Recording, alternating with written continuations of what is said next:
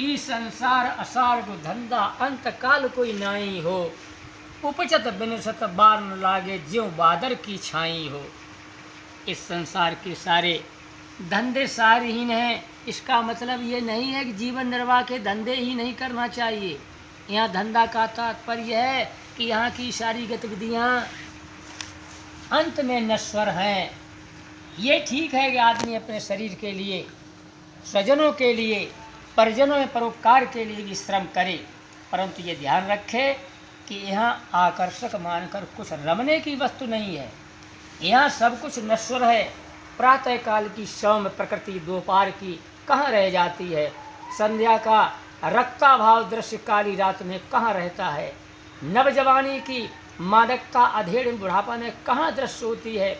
वैवाहिक दिन के राग रंग पीछे कहाँ रह जाते हैं। ये रसभरी जवानी, सुहाग रात, अनुकूल पत्नी, मनोहर पुत्र, मित्रों का मिलन, सब कुछ नश्वर है।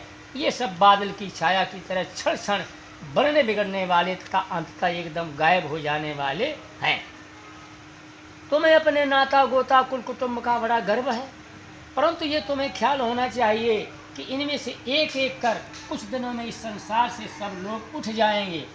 तुम अपने आप को बहुत स्वजनों एवं मित्रों के बीच पाकर गर्व करते हो। ये तुम्हारा भोलापन एवं बालकपन है। तुम भले बूढ़े हो गए हो, परंतु इस संसार के प्राणी पदार्थों की गर्मी में पड़े हो तो तुम भोले हो। ये स्वप्न में मिले हुए के समान हाथ आने वाले नहीं हैं। संसार के धन जन से संपन्न होने से तुम्हारी कोई बढ़ाई नहीं है। तुम्हारी बढ़ाई तो है राम भजन में। सदगुरु कहते हैं कि राम भजन के बिना तुम्हारा सारा बड़प्पन, सारी बुद्धिमानी डूब जाएगी। एक विद्वान प्रोफेसर एक नौका पर बैठकर नदी पार करने लगे। केवट नौका चलाने लगे। प्रोफेसर अपनी विद्वता के गर्व में केवट से पूछने लगे, क्यों जी, तुम अर्थशास्त्र जानते हो? केवट ने कहा, बाबूजी, मैं नहीं पढ़ा हूँ। प्रोफेसर ने कहा, तुम्हारे जीवन का एक हिस्सा डूबा है। कुछ क्षण ठहर कर उन्होंने पुनः पूछा, क्या तुम विज्ञान जानते हो? केवट ने कहा, बाबू नहीं जानता। प्रोफेसर ने गर्व में कहा, तुम्हारा आधा जीवन बेकार है। कुछ क्षण के बाद पुनः पूछा, क्या तुम कुछ इंग्लिश जानते हो? केवट ने कहा, बाबू मैं स्कूल गया ही नहीं हूँ।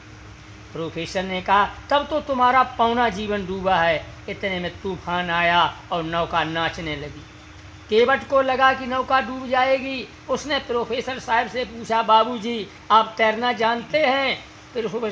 प्रोफेसर साहब ने घबरा कर कहा, मैं तो एक कदम भी नहीं तैर सकता, क्योंकि मैं तैरना बिल्कुल नहीं जानता।